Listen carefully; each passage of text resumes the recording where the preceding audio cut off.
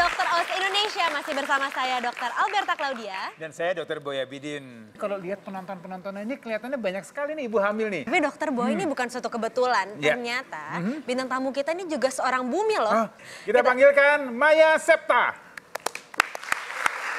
Hai, tuh kan bener Halo, bumi.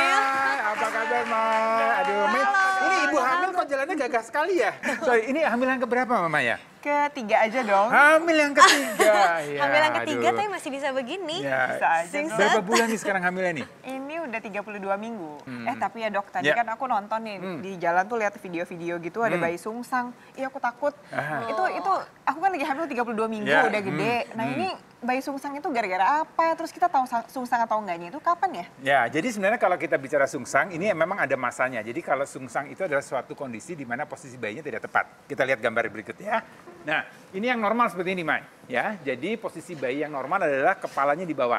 Ini normal pada trimester ketiga. Jadi biasanya masuk kehamilan 7 bulan, 8 bulan. Jadi kayak Maya ini sekarang ini 32 udah minggu, trimester 8 tiga. bulan. Udah bisa ya. tahu nih ya. Normalnya adalah posisi seperti ini. Nah, yang disebut sungsang adalah posisi seperti ini. Ya, jadi kepala bayinya ada di atas. Bayinya jalan-jalan, dia letak yang di bawahnya adalah bukan kepala.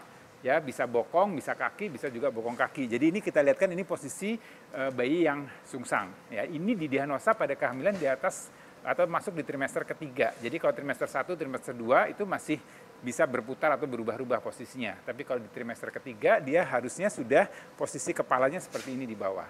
Nah, ini penyebabnya macam-macam. Ya, jadi bisa bukan kehamilan pertama. Jadi kalau hamil kedua, hamil ketiga itu biasanya kan otot rahimnya jauh lebih elastis.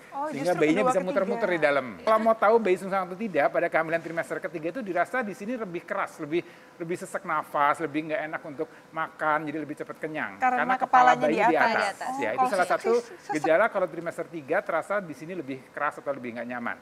Ya, kemudian kemungkinan berikutnya letak sungsang ini bisa oleh karena banyaknya cairan ketuban yang berlebihan. Kemudian bisa juga karena adanya tumor. Jadi ada miom ya yang mengganggu posisi bayi sehingga kepala bayi tidak bisa di jalan lahir atau di bawah.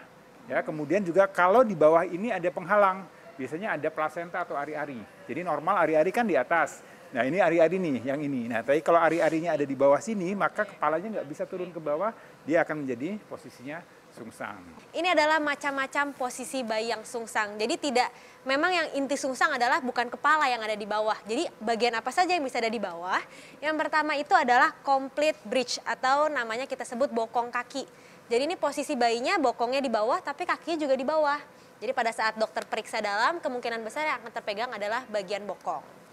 Yang kedua, nah kalau yang ini bayinya kayak lagi berdiri. Jadi yang paling bawah adalah bagian kaki, bisa 2 kaki, bisa juga 1 kaki. Serem banget. Iya, jadi ini kakinya nih bisa dilihat ya. Jadi pada saat diperiksa dalam pun yang akan terpegang adalah bagian kaki.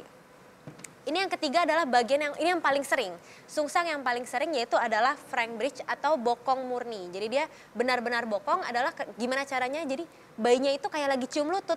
Jadi benar-benar bokongnya yang ada di bawah, kakinya di atas, jadi dekat dengan kepala. Kalau udah sungsang nih ketahuan, tapi tetap mau lahiran normal itu mungkin nggak? Masih memungkinkan. Jadi untuk lahir sungsang itu masih bisa lahir secara normal. Ya, tapi tergantung tadi fasilitas kesehatannya, kemudian penolongnya ya cukup terampil tidak untuk melahirkan sungsang.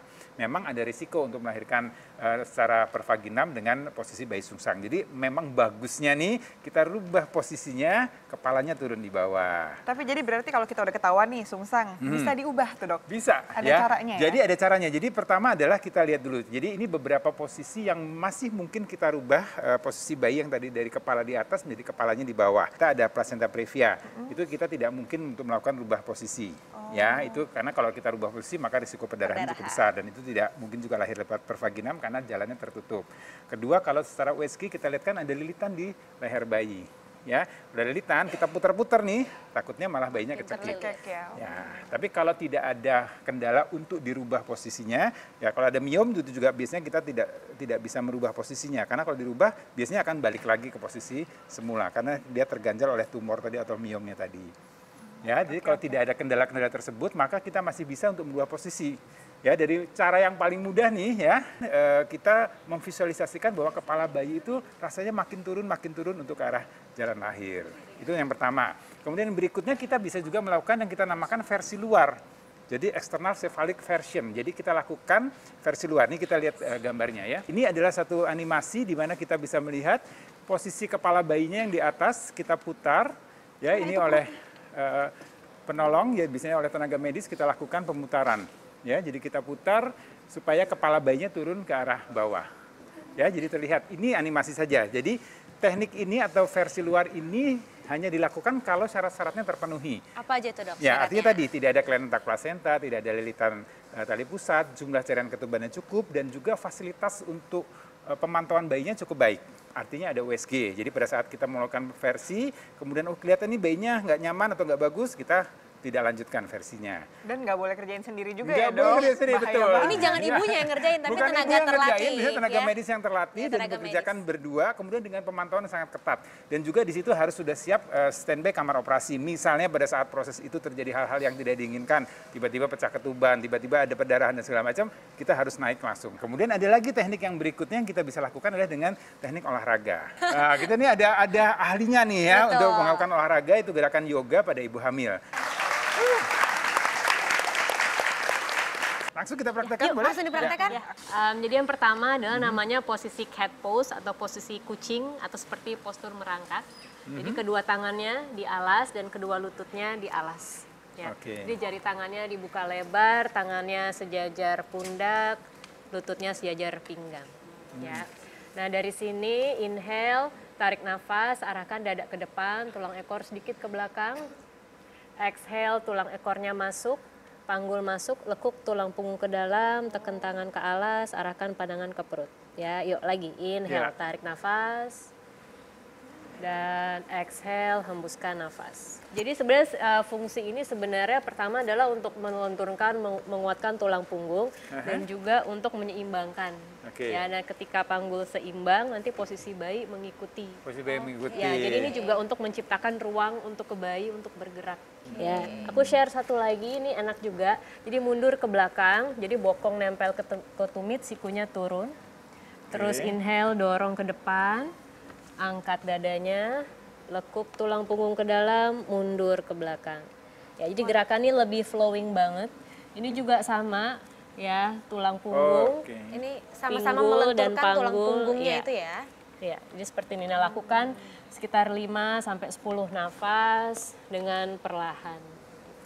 Mbak Tia, tapi ini Ya. kalau ibu hamil Ya. ya, kan dia kan kalau posisi ke bawah begitu, Ya. pertama ibu hamil aja udah rasanya udah sesek. Iya, Pusing iya. kali ya. Iya. Pusing. Nah kalau Iya. pusing itu berarti kita harus hentikan ya? Iya, harus hentikan. Jadi Tentunya. emang semua gerakan tuh harus nyaman. Iya. Jadi kalau misalnya pusing sedikit, mual sedikit, istirahat. Oke, yang ketiga adalah namanya bridge tilt atau bridge pose. Ini sebenarnya khusus untuk sungsang. Jadi kalau misalnya emang posisi bayinya udah bagus, lebih baik tidak dilakukan.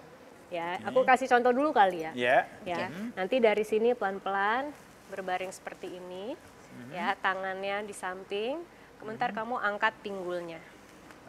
Nah, lakukan ini sekitar 5 sampai 10 nafas atau senyamannya. Ya, baru turun pelan-pelan. Ya, Nah, cara bangkitnya ya ke kiri dulu atau ke kanan. Baru bangkit pelan-pelan. Oke, terakhir ya kita Ya. berkomunikasi nih sama bayi. Oke, duduk dengan nyaman. Letakkan kedua tangan di depan perut, ya, perlahan pejamkan mata. Di sini rasakan nafas, ya, tubuh rileks, pikiran rileks. Nah, ketika berkomunikasi sama bayi, kalau sedang sungsang, ya diniatkan untuk posisi janinnya optimal, posisi kepala di bawah. Kalau misalnya posisi sudah bagus, bisa berkomunikasi untuk memancarkan cinta kasih, energi positif, dan menanamkan afirmasi positif, persalinan lancar, aku melahirkan muda dan nikmat. Dan perlahan membuka mata. Jadi komunikasi sama janin bisa dilakukan kapan saja. Ya terutama sebelum tidur, karena Sebelum kita tidur udah ya. rileks tuh ya. Jadi pas komunikasi sama bayi lebih enak Iya, jadi ini sudah nih tadi mungkin namanya gerakan-gerakan yoga ini cukup baik ya untuk ibu hamil ya. Jadi memang ada yoga khusus untuk ibu hamil ya Mbak Iya, Tia ya. ada. Jadi memang ada yoga yang untuk yang tidak hamil, ada yoga yang untuk ibu hamil. Betul sekali. Dan ada lagi yoga khusus untuk merubah posisi dari sungsang menjadi posisi Ada beberapa kepala. gerakan ya. Gerakan-gerakan bisa lakukan ya. Dan yang paling penting lagi adalah untuk ibu hamil harus periksakan kehamilannya, baik itu untuk perkembangannya dan juga untuk posisi janinnya. Karena Ya. tentunya ini akan menentukan bagaimana nanti dokter atau bidan melahirkan bayi Anda dan pengen dong anaknya jadi anak yang sehat. Terima kasih banyak ya. Terima kasih Maya. Mai, semoga Dan- persalinannya lancar, ibunya sehat, bayinya sehat. Dan juga Dan ditunggu kehamilan yang keempat. Oh enggak ya? dan juga kepada Mbak Widya dong supaya juga- persalinannya lancar juga. Iya, jadi untuk semua ibu hamil yang di studio ini Iya. juga semua sehat-sehat semua ya sampai lahir ya. Iya, dan juga terima Oke. kasih kepada Mbak Ita di sini sudah memberikan informasi kepada ibu-ibu hamil. Ada banyak manfaat jika kita mencampurkan susu protein shake dengan buah-buahan. Simak informasinya setelah yang satu ini.